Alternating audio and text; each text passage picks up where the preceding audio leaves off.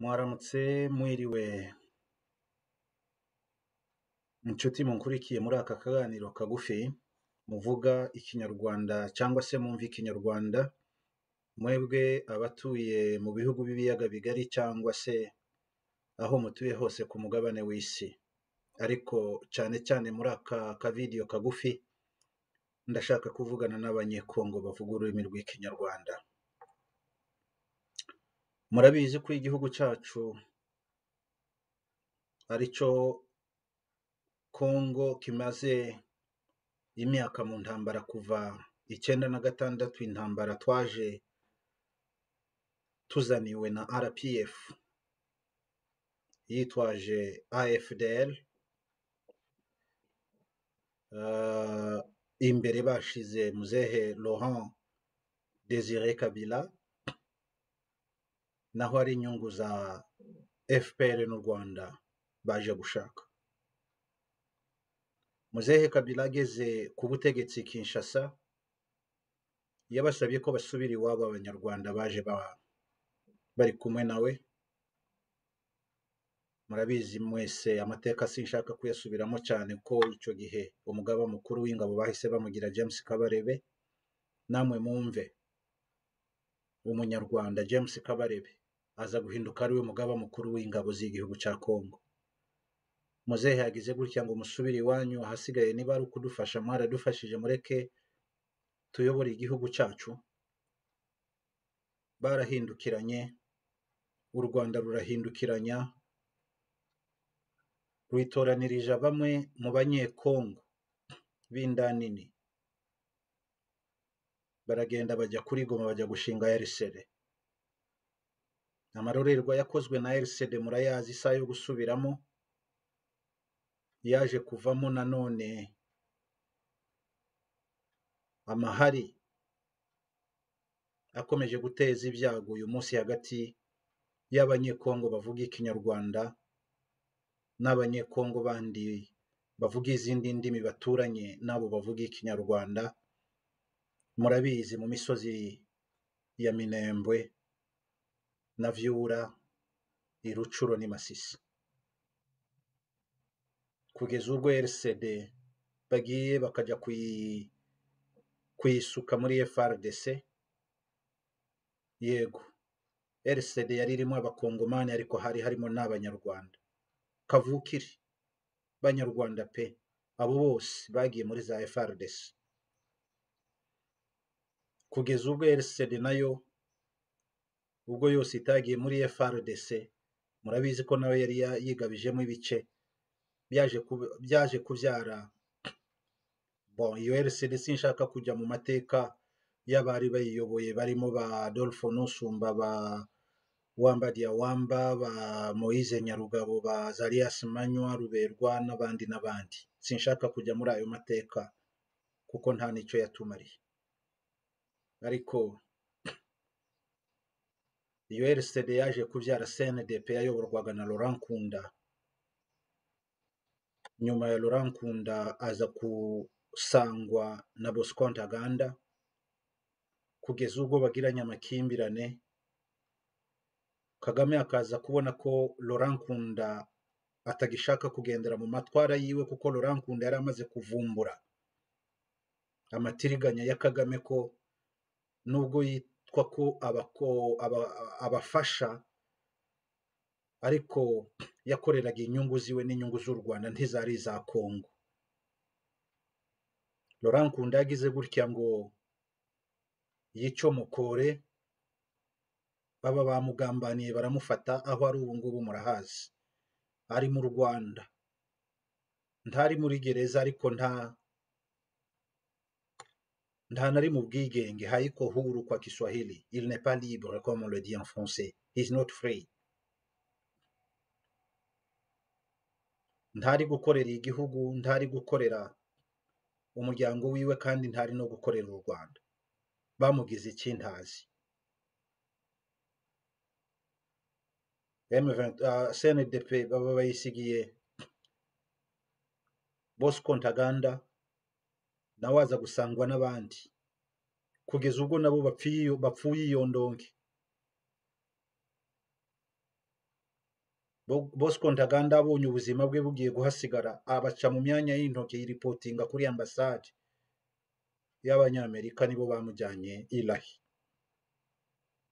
aho ari kuburana ubu ngubu, ariko ntateze kubyivanamo, azasazira iyo. Ba nyiri ukubohereza muri izo ntambara zose ariwe Kagame n'ibyegera byiwe bidegembya, abana babo biga muri za universite zikomeye z'i Burayi, barya bakanywa, bambara bakaberwa, bashingira bagashingirana. None uyu munsi Sultani Makenga niwe uri kuyobora M23 nyuma y'aho itsindiwe uruhenu muri 2013, igice cyayo kigahungira u Rwanda, ikindi kigahungira muri Uganda. None uyu munsi Sultani Makenga niwe wongeye kugaruka kuza gusogota abantu. Impamvu bari kurwanira zitumvikana nk'uko zitumvikanye na kera kose, ngo barashaka kutahuka kw'impunzi. Ni ryari izo mpunzi zagutumye kujya kuzirwanira Makenga? None se weho uravuga ngo urarwanira gutahura impunzi, ubwawe ujyana ibihumbi n'ibihumbi mu buhungiro? Iyo wateye muri Kongo uzi ngo ni ibihumbi magana angahe bihunga, mirongo ingahe bihunga, byaba mu gihugu imbere, byaba Uganda n'u Rwanda, ni bangahe bambuka imipaka bagenda? Hanyuma ngo urashaka gucura impunzi, izihe zahehe zokajya? Ahubwo weho urazihindura kuba impunzi. Ibyo uba uri gukora ni nka kwa kundi bita gucukura umwobo, uko urushaho gukuramo itaka niko icyobo kirushaho kwiyongera. Weho uribwira ngo urimo urakuramo itaka naho uri kongera icyobo. Nibyo uri gukora Makenga. Vibuzi mu bumuntu, va ku giti uhinduka umuntu. None se niba uri umunyekongo kweri, ukabona ko iyo ari impamvu yo kugira ngo igihugu cyose kigira impagarara kubw'iyo mpamvu, ese nta zindi nzira icyo kibazo cyakemukamo? Yego, ubwo murahita munsubiza ati twarazisabye, twarazigerageje zirananirana. Nuko ari nta bushake mubifitemo, nuko aba bakoresha babumvisa ko byananiwe, kandi nabo ubwabo aribo bananiza ugushoboka kwabyo kugira ngo bagume babakoresha, baba exploite. Ubwo mwafataga Goma igasahurwa, imitungo yasahuwe muri Goma, wewe Makenga ushobora kutubwira hamwe n'aba ofisiye mwari muri kumwe nabo ko hari icyo mwabibonyeho, hari n'icyo mutunze muri byo? Biri i Kigali. Abandi babyubatsemo amazu, abandi bagize gute, ubu ni abamiliyoneri. Mwebwe gusa no kubakoresha imbunda mu maboko muza guhekura Kongo. Ese koko niba muri abanyekongo mwamenye ko igihugu cy'umuntu ni nk'umubyeyi wiwe, uko yamera kose aba ari nyina we, atamufatira imbunda ku gakanu ngo nuko atamugaburiye uko bikwiye, atamwambitse uko bikwiye. Nyoko atakwambitse uko bikwiye, ntakugaburira uko bikwiye, ntakujyane mu ishuri, umuti ni ukujya gushaka imbunda ukamufatira ku gakanu. Aha, impamvu ya kabiri rero ngo muravangurwa mu nzego z'igihugu, ntimurimo. Ariko se Makenga na bagenzi bawe nta soni koko mufite? Burya utagira isoni we nta mwara. Ntihabayeho 1+4 muri abo baperezida bane, umwe perezida umwe n'aba visi perezida bane, ntihari harimo umurwandofone ari we Azarias Ruberwa? Ese nta banyekongo bavuga ikinyarwanda bari muri Sena? Ese nta bari mu nteko ishinga amategeko? Ese nta ba minisitiri bahari? Ese nta bari mu nzego z'ubucamanza? Ese si abaprofesori muri za universite no mu mashuri atandukanye? Nimwemere musangire ubuzima kimwe n'abandi banyekongo. Ese mubona ari mwebwe gusa mubabaye kurusha abandi banyekongo? Yewe reka nanibutse abatabizi, kuko weho urabizi nabo muri kumwe. Mu gisirikare ubu ngubu ubwoko bw'abatutsi burusha umubare ubwinshi bw'aba ofisiye ayandi moko yose yo muri Kongo. Abatabizi babikorera ubushakashatsi murasanga ariko biri. Hanyuma ngo muravangurwa, ntimwemerwa muri Kongo. Niba weho Makenga utemerwa, ntukabyitirira abatutsi byose. Ntiwemerwa kubera uzi ibyo ukorana na Kagame, kandi ari nabyo uri gukora, ugakomeza ukabishiramo n'abandi ngo urarwanira abatutsi. bahehe bagutumye bokajya. Hari urwandiko wakwerekana ko abatutsi baguhaye ngo uje kubarwanira ngo ntibisanga mu gihugu, ntibemerwa mu gihugu. Iyo karita uri gukina ya Kagame, amaherezo uzasanga uri guhemukira ubwoko bw'abatutsi. Ibi nigeze mbibwira Nyarugabo, nawe ntiyanyumva neza, ariko aho bigeze hari abanyamurenge bamaze kubimenya, bamaze kumufindura, n'ubu yarazibye.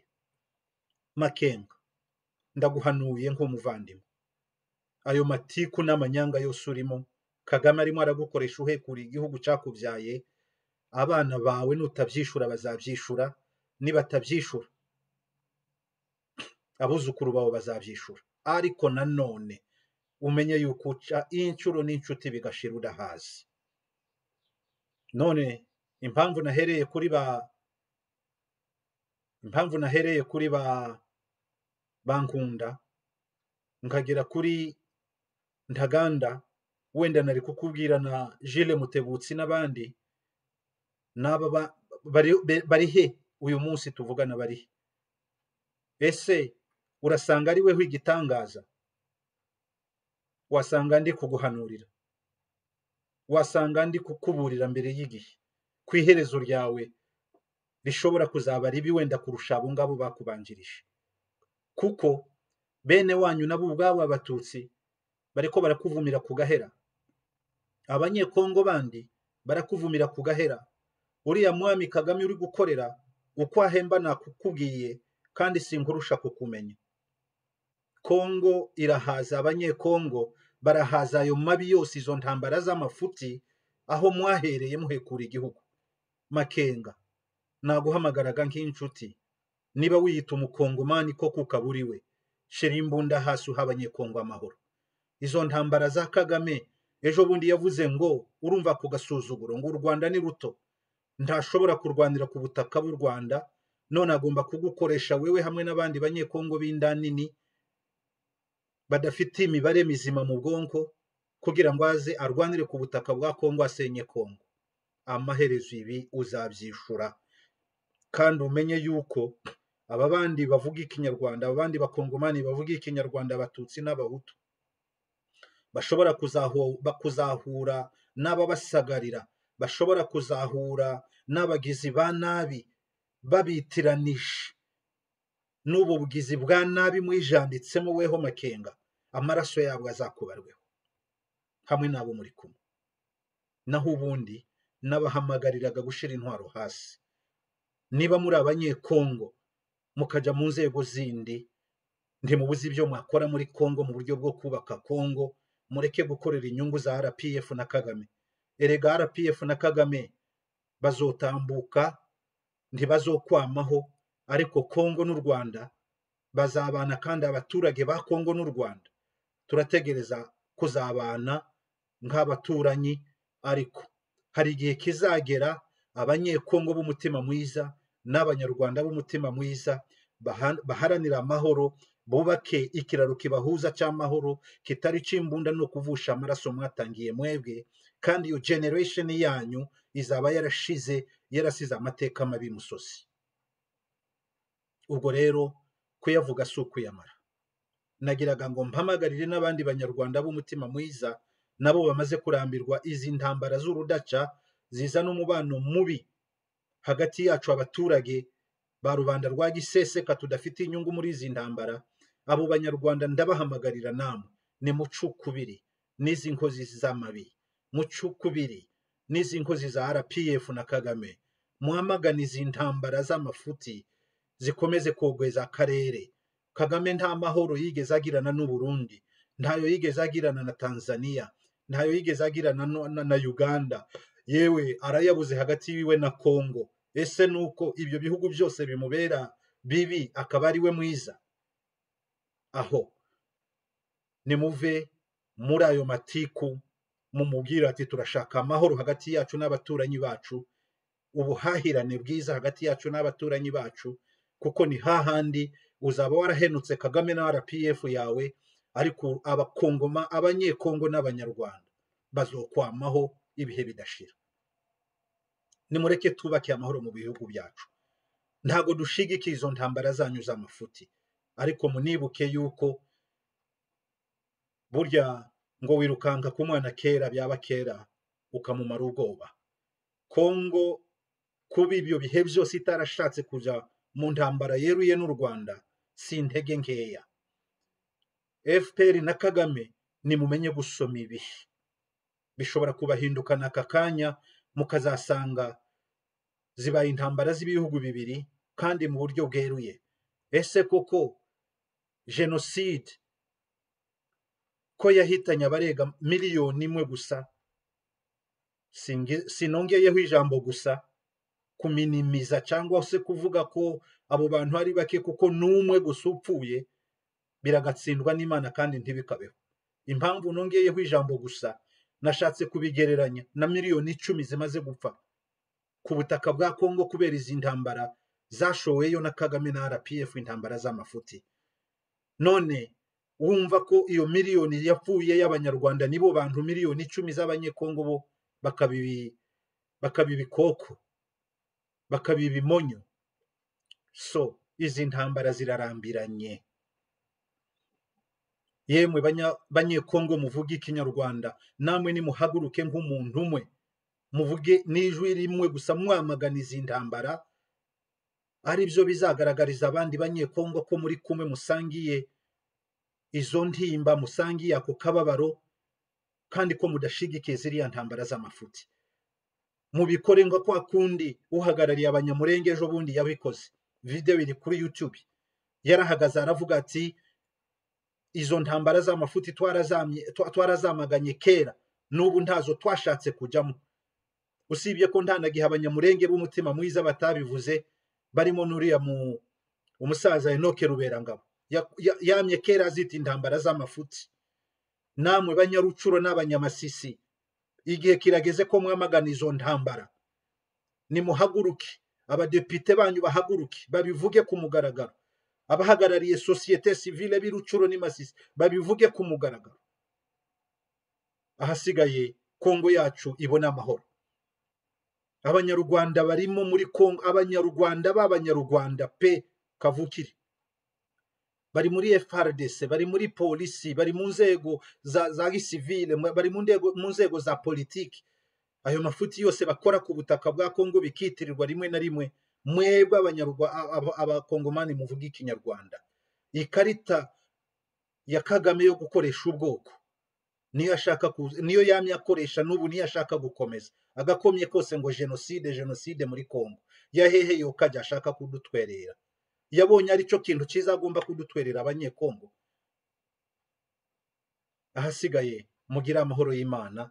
Nagiraga ngo muri aya magambo make mbabwire mukoresha umutima nama, mukoresha ubwenge, ariko na cyane cyane mu gusenga Imana ibahishurire ejo hazaza.